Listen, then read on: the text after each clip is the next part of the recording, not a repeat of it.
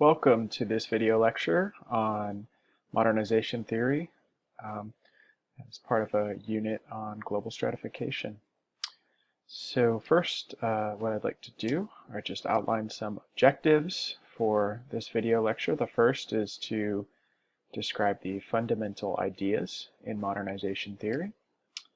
The second objective will be to describe and apply Walt Ristow's stages of economic growth, and the third objective will be to examine the preconditions for economic growth.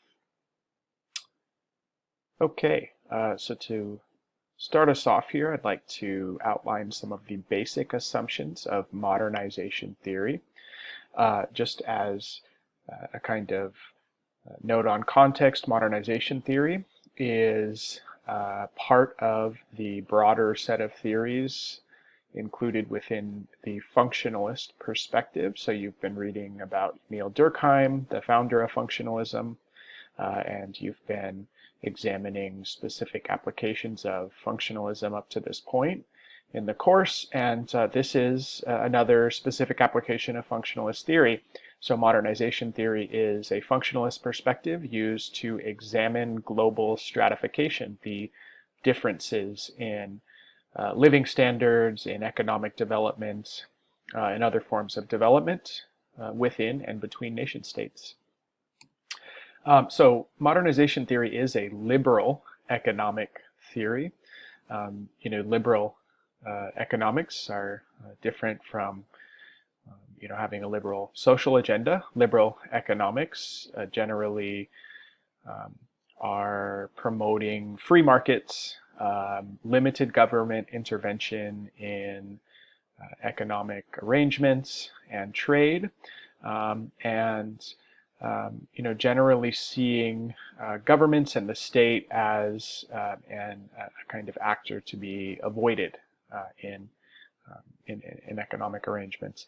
Modernization theory was developed in the post-World War II period, it was really fleshed out in that period, and this is a period where theories of global stratification really started to develop and ramp up, particularly in Latin America, with another perspective called dependency theory, or dependencia, as it would have been referred to in Latin America in the 1970s when it was being developed. So this is a theory that is oppositional to dependency theory, but just as important and just as timely in that post-World War II period, which was a period of declining colonial empires. So this was, a period where most European colonial powers began to lose their colonial holdings or give up their colonial holdings. Many of their colonial holdings were simply abandoned due to a lack of resources and a lack of ability to continue administering those colonial holdings. So, for example, the British had some of the largest colonial holdings among European nations and colonial powers up until the end of World War II. After World War II, we start to see independence movements proliferate throughout Africa, South Asia,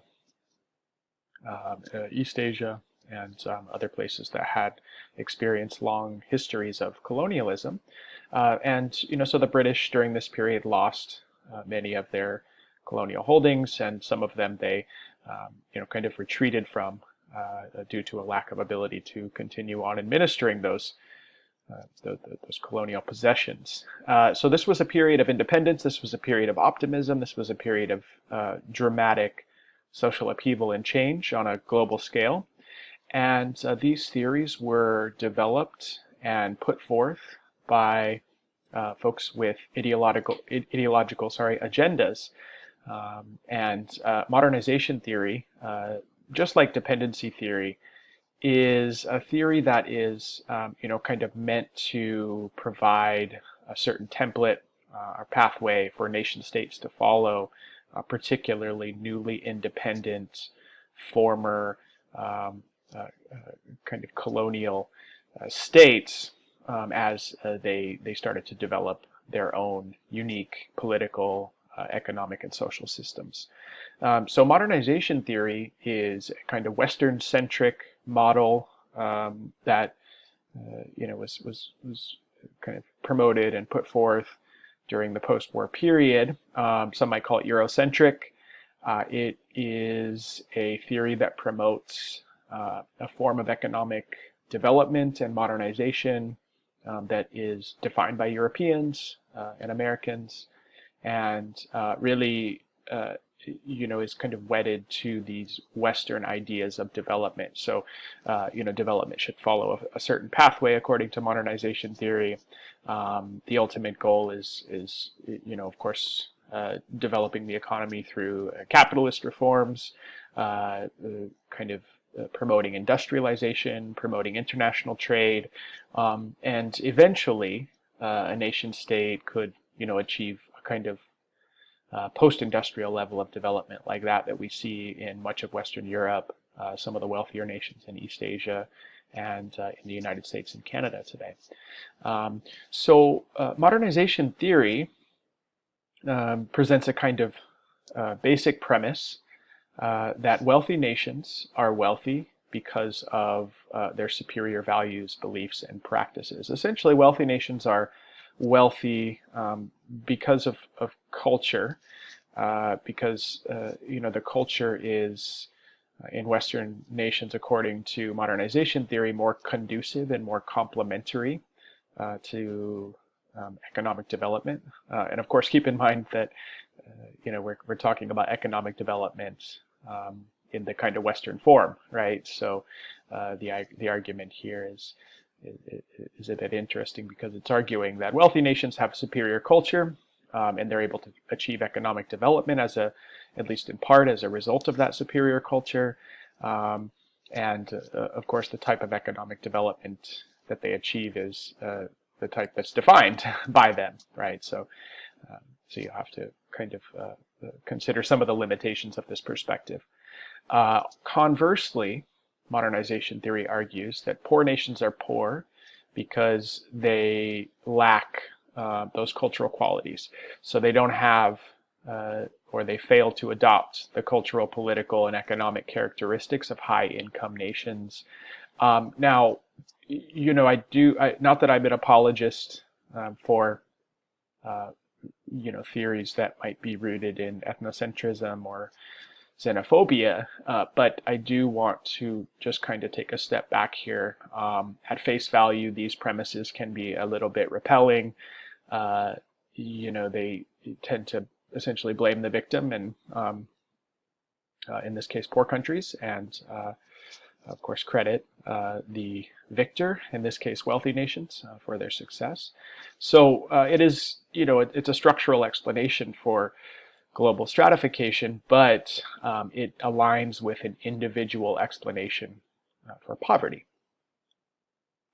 Now, in addition, modernization theory is not exactly arguing that poor countries are kind of doomed to economic underdevelopment and perpetual poverty because of some innate kind of quality. It's arguing that poor nations have cultural qualities that often kind of produce barriers to economic development.